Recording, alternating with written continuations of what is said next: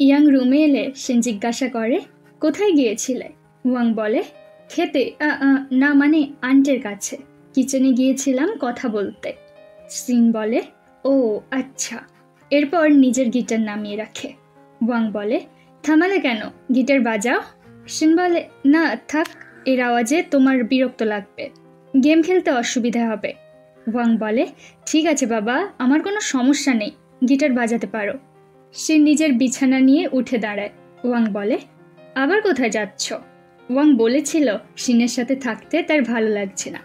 এখন বাবা মা কেউ বাড়িতে নেই, এই কয়দিন সে লিভিং রুমে শুতে পারবে, তাহলে ওয়াংয়ের আর বিরক্ত বোধ হবে না।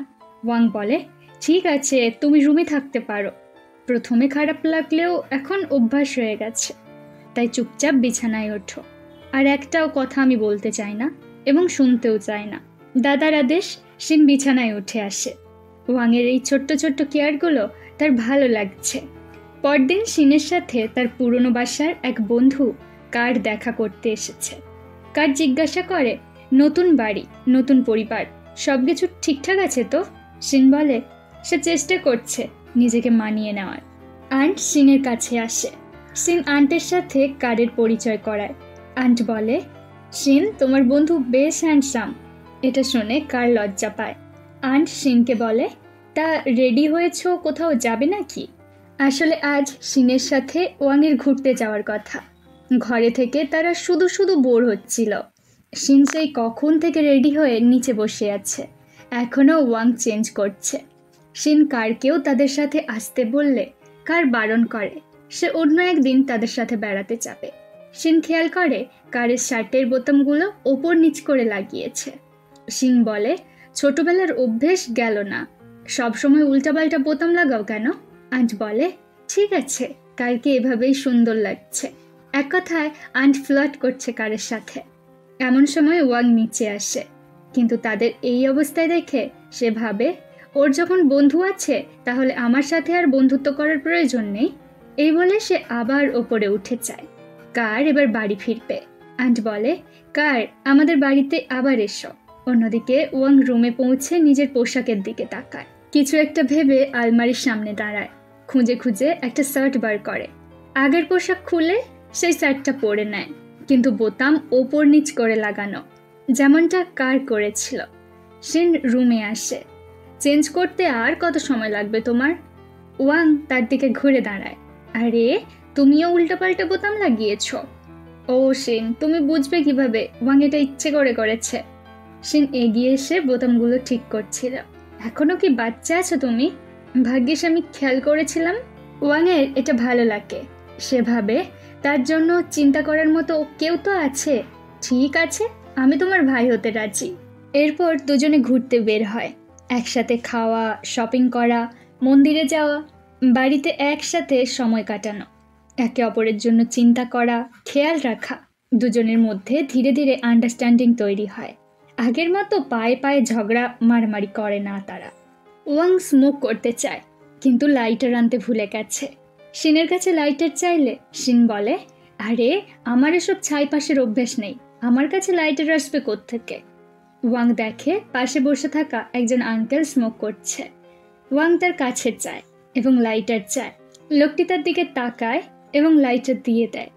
ওয়াং নিজের জায়গায় ফিরে এসে শিনকে বলে, বাড়িতে আবার বাবা মাকে বলো না যে আমি স্মোক করছি। শিন বলে, চিন্তা নেই। পাশে বসে থাকা আঙ্কেল এখনও ওয়াংয়ের দিকে তাকিয়েছিল। হয়তো এই লোকটির সাথে সামনেই আমাদের পরিচয় হবে। ওয়াংয়ের জন্মদিন। সামনে কেক নিয়ে আন্ট আর শিন সাথে বসে আছে। রাত তখন অনেক হয়েছে, কিন্তু এখনও মিস্টার লিন বাড়ি ফেরেনি। এটা প্রথমবার নয়, প্রত্যেক জন্মদিনে ওয়াং বাবার জন্য ওয়েট করে, কিন্তু মিস্টার লিন কখনোই তার জন্মদিনে সময় মতো পৌঁছতে পারে না। এমন কিছু মানুষ আছে যাদের কাছে টাকা আর তাদের কাজটাই বেশি প্রায়োরিটি পায়। তারা ভুলেই যায় কেউ তাদের জন্য অপেক্ষা করছে। এটা কষ্টকর। আন্ট বলে, হয়তো তোমার বাবা আসতে পারবে না, তোমার জন্য কিছু পকেট মানি পাঠিয়ে দেবে বলেছে। ওয়াং বলে, কিন্তু আমি তো টাকা চাইনি, শুধু চেয়েছি সবার সাথে জন্মদিন পালন করতে। আন্ট রেগে যায়। ছোট থেকে তিনিই এসব সামলে এসেছেন। বাবা ছেলের মধ্যে পড়ে সে চিড়ে চ্যাপ্টা হয়ে গেছে এতদিনে। আন্ট ওপরে চলে যায়। শিন বলে, দাঁড়াও, আমি বাবাকে কল করছি, বাইরে বৃষ্টি পড়ছে। শিন বাবাকে কল করে এবং বাড়ি ফেরার কথা বলে, কিন্তু ওপার থেকে ওই একই উত্তর, তোমরা সেলিব্রেট করে নাও। এবার শিন ওয়াংয়ের কাছে আসে। আরে মন খারাপ করো না, যদি তোমার পাশে কেউ না থাকে তাহলে আমি তো আছি। ওয়াং, এখন থেকে প্রত্যেক বছর প্রত্যেকটা জন্মদিনে আমি তোমার সাথে থাকবো, সব সময়ের জন্য। ঠিক আছে না? চলো এবার কেক কাটি। ওয়াং অবাক হয়ে শিনের দিকে তাকিয়েছিল। শিনের সাথেই ওয়াং তার জন্মদিন পালন করে এবং উইশ চায়, কিন্তু তার কেক কাটতে ভালো লাগছে না। শিনও তাকে আর জোর করে না। শিন বাইরে তাকায়, কিছু একটা ভেবে ওয়াংকে টানতে টানতে বাড়ির উঠোনে নিয়ে আসে। খোলা আকাশের নিচে এভাবে কখনো বৃষ্টিতে ভিজেছ? ট্রাই করতে পারো, এক আলাদা অনুভূতি পাবে। মনে হবে প্রকৃতি পরম ভালোবাসায় তোমার শরীর ছুঁয়ে দিচ্ছে। বাট ফিভার হলে আমাকে দোষ দিও না। এভাবে ওয়াং আর শিন বৃষ্টিতে আনন্দ করে। ওয়াংয়ের মন খারাপ অনেকটাই কমে যায়। সে বলে, শিন, তোমাকে যখন আমি প্রথম দেখেছিলাম তখন আমার আজও ফিল হয়েছিল। ওয়াং বলে, আরে আমি সত্যি কথা বলছি কিন্তু। শিন বলে, এখন থেকে সে সব সময় ওয়াংয়ের পাশে থাকবে। তাছাড়া তারা দুজন এখন ভাই। ওয়াং মাথা নাড়ে। শিন নিজের ভেজা চুলগুলো থেকে জল ঝাড়ছিল। এমন সময় কয়েকটা চুল তার চোখে এসে লাগে, ফলে তার চোখ জ্বালা করতে শুরু করেছে। ওয়াং বলে, এত বড় বড় চুল এমনটা তো হওয়ারই ছিল, দেখি, দেখতে দাও আমায়। ওয়াং এগিয়ে এসে শিনের চোখে ফুঁ দিচ্ছে। শিন ব্যথায় চিৎকার করছিল, আরে আস্তে করো, আমার চোখে লাগছে। এমন সময় তাদের মুখের ওপর লাইট এসে পড়ে, একটা গাড়ির হেডলাইট। পুরো পরিবারের সামনে মিস্টার লিন ওয়াংকে বকা দিচ্ছে। তিনি ভেবেছেন ওয়াং আর শিন একে অপরকে কিস করছিল।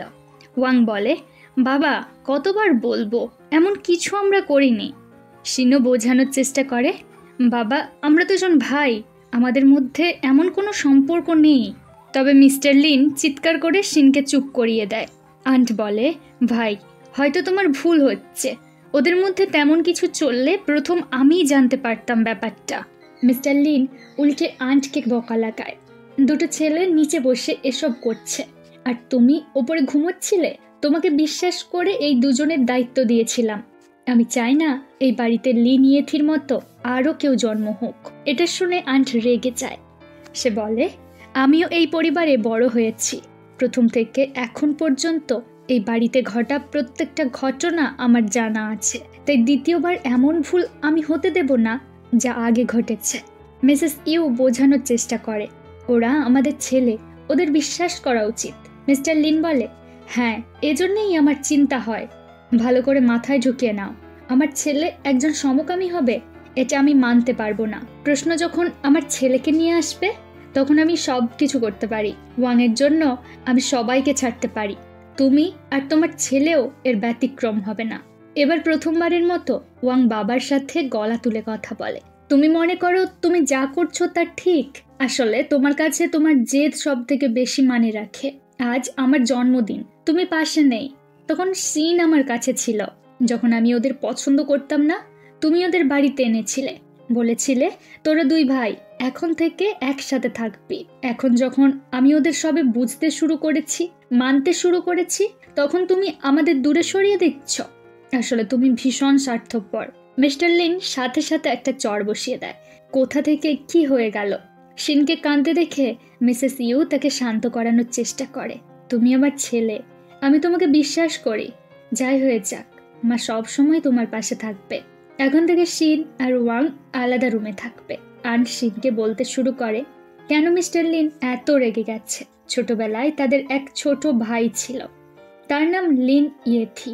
এবার পুরনো কিছু মেমোরি দেখানো হয়, যেখানে সেই আঙ্কেলও ছিল, যার থেকে ওয়াং সেদিন লাইটার চেয়েছিল।